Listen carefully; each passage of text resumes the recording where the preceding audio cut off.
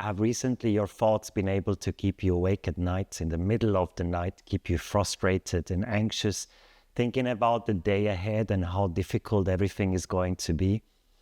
Isn't it fascinating how the mind has a way of not being able to be in the present moment, of not being able just to simply exist in the now? It feels like it's constantly rushing off to an imaginary future. It's giving you stories of catastrophe. It's telling you stories of all the things that will go wrong the next day, the next week, or the next month, or maybe even in your life generally.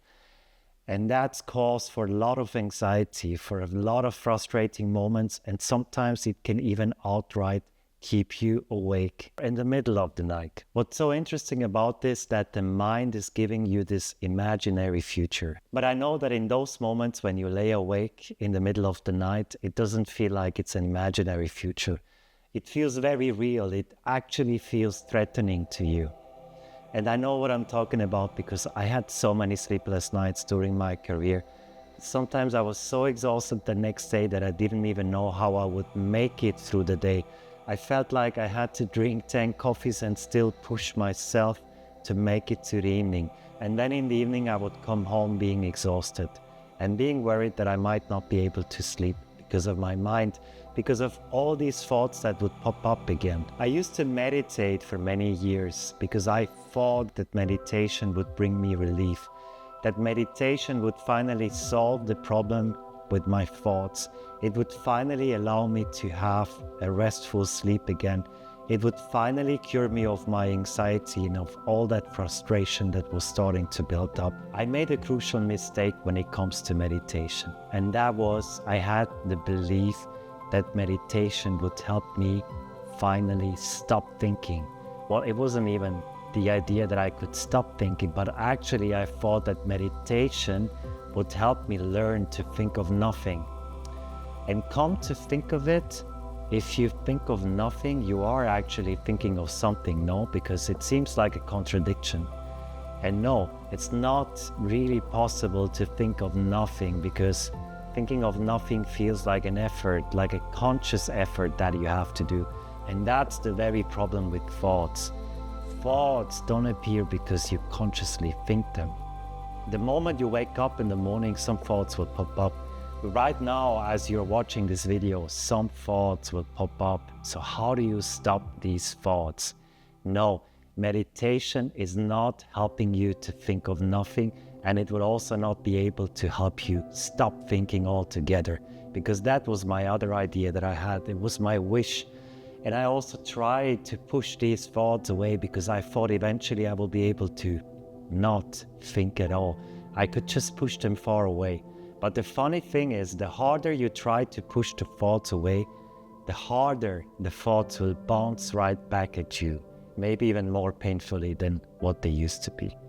So what brought me peace of mind, and what could also bring you peace of mind? The starting point was in fact meditation, even though at that point I didn't really see it. It took me a while to see what I learned or what I gained through meditation.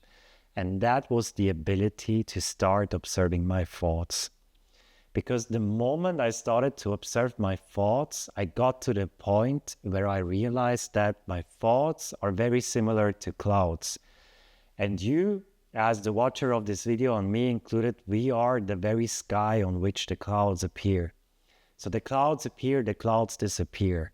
The sky isn't doing anything about it. The sky also doesn't have to push these thoughts or these clouds away. And that's the same for you. Thoughts appear, thoughts disappear. That brought me to the most important realization that I've had in recent years. But it took me many years of meditating to get there. So I'm very glad that I can tell you this, because maybe it will help you speed up this process, even though there shouldn't be any pressure involved.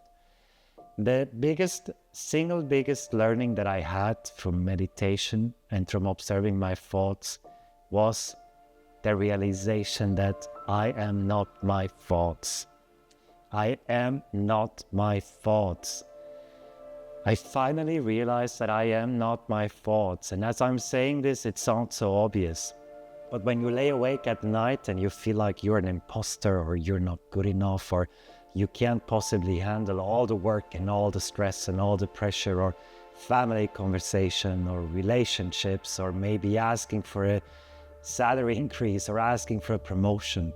That's when you feel like you are your thoughts, but you're not. You're simply the witness, you're the observer to your thoughts. This very realization gave me an instant sense of relief, because at that moment I realized that what I am thinking isn't even the truth, or isn't always the truth.